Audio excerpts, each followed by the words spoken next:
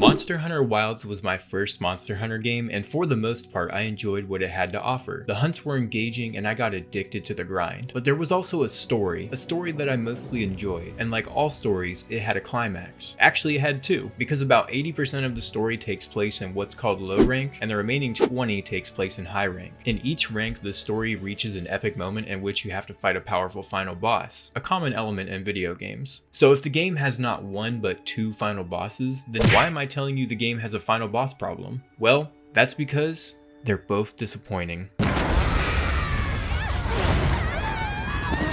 During low rank, Guardian Arkveld appears to be the final boss for much of the story. He's the white wraith you've been searching for after rescuing Nata, and when you finally come face to face with him, it's epic. The buildup was good as you watch it consume the corpses of other Guardian monsters, and Alma authorizes you to do what you do best. The continued preservation of this ecosystem.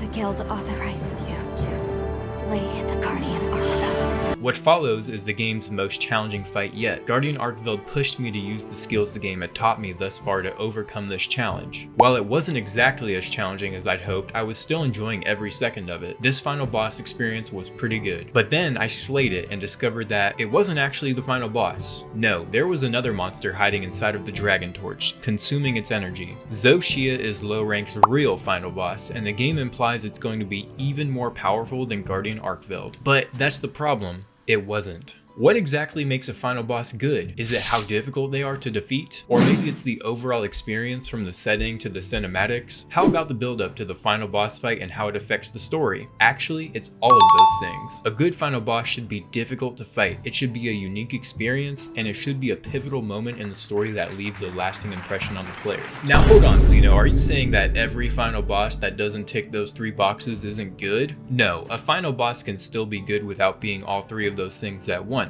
Take one of my favorite games of all time, Dark Souls, for example. Its final boss, Gwyn, Lord of Cinder, is not very difficult to fight at all. The fight right before him against Manus, Father of the Abyss, is far more difficult, and honestly, Gwyn's pretty mid in terms of difficulty. But just because he wasn't that challenging doesn't mean he didn't fit the story's ending well or give me a great experience. Fighting Gwyn still sticks out in my head as one of my favorite moments of Dark Souls, as the fight had so much meaning to it, both as a player reflecting on my intense journey through Lordran and what it means for the story. The setting of the kiln of the first flame sets the stage for an epic final battle, and the music rings of tragedy as you realize what you're about to do.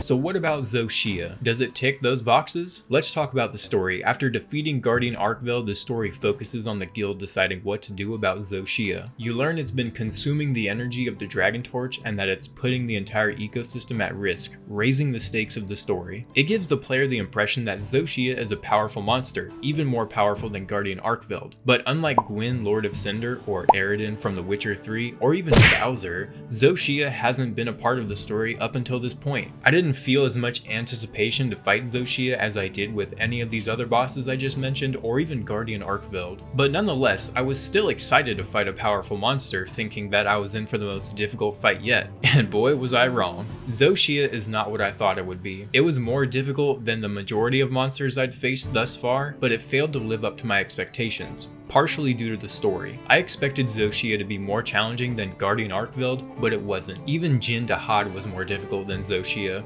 So Xoxia didn't test my abilities quite like those previous fights did. In fact, it didn't even come close to sleeping me once, and I wasn't really on the edge of my seat like I was with the previous fights. Now what about the experience? I have to be honest, the ruins of Wyveria weren't really my favorite to begin with, as I felt like the other regions had more interesting locations, but the shrine itself felt very mediocre. Xoxia has some pretty cool abilities with the Wyvern crystals, but even its ultimate doesn't stack up to Jin Dahad's. Arkveld has a cooler design, even Rei Dao has a better arena. I just think the Xoxia fight feels a bit like the average of these other fights. I felt let down after slaying Xoxia, and upon reflection during those 60 seconds before the quest complete icon appeared, I found myself asking the question, question, why didn't I fight Xochitl before fighting Guardian Arkveld? Now hear me out. What if instead of slaying Guardian Arkveld and then going to the Dragon Torch Shrine, instead we go down to the Dragon Torch Shrine, defeat Xochitl, and after we defeat it, Guardian Arkveld shows up and starts eating its corpse. This would elevate the story by raising the stakes so much higher with an already out of control Guardian Arkveld now consuming Dragon Torch energy, and the final boss would be the most difficult fight in low rank? I don't know, man, just a thought. Now before moving on to high rank, I just want to state I think they did a much better job in terms of the difficulty of Xochitl in its later fights, such as the 8-star Xochitl you fight at rank 50. Xochitl is by no means a bad monster in this game, I just wish it was more challenging in low rank.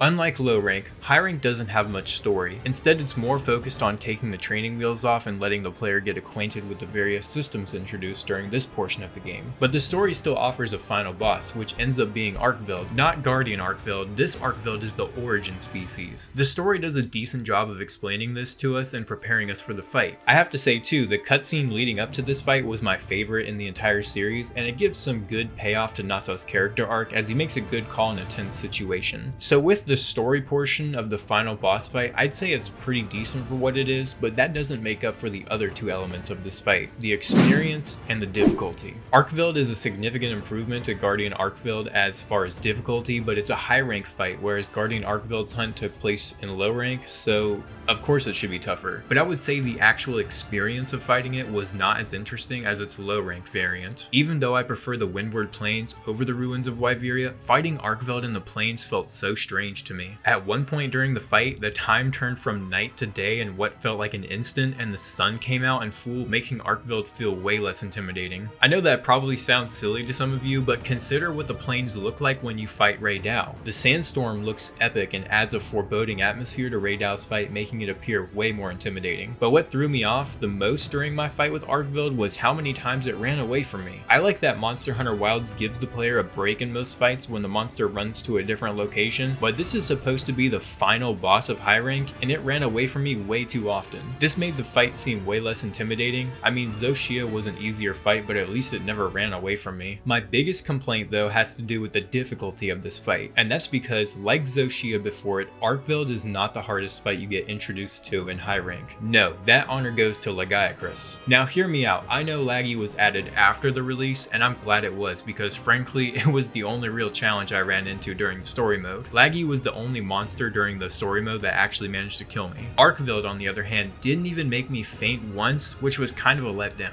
I went into the fight excited because Guardian Arkveld was one of my favorite fights of low rank, but this Arkveld was barely a challenge. At one point in the fight, I chased it down after it ran away, did some heavy damage to it with a few combos, and it started running away again. It was at that moment I felt less like enjoying the fight and more like waiting for it to be over. Not because I need every fight in the game to be an overwhelming challenge, but because I expected so much of it. Arkveld just wasn't the fight I expected it to be. Overall, Monster Hunter Wilds is a fun game that I really enjoy. Xochitl and Arkveld's later hunts are much better, but I've played a lot of games over the years and fought against many final bosses, and in most of those fights, the final boss was the biggest obstacle to face, leading to an epic conclusion to the story, lasting memories, and a feeling of pride knowing I overcame the most difficult challenge the game had to offer. Monster Hunter Wilds is a different kind of game though. Its story mode is meant to teach you the basics of the game before handing you over to the endgame grind, which I enjoy a lot to this day. But just because story mode Xochitl and Arkveld wouldn't be the most challenging fights when compared to the endgame, doesn't mean they couldn't have been more challenging fights in their respective stories. I still wonder what it would have been like if the Guardian Arkveld and Xochitl fights were reversed, and what it would have been like if Lagiacrus was introduced after Arkveld. Would I have had a better experience or perceived the fights as more challenging? Let me know down in the comments if you enjoyed these monsters and if you think they hold up as worthy final boss fights. Subscribe for more video game deep dives, and thank you very much for watching. My name is XenoCloud, and I'll see you in the next one.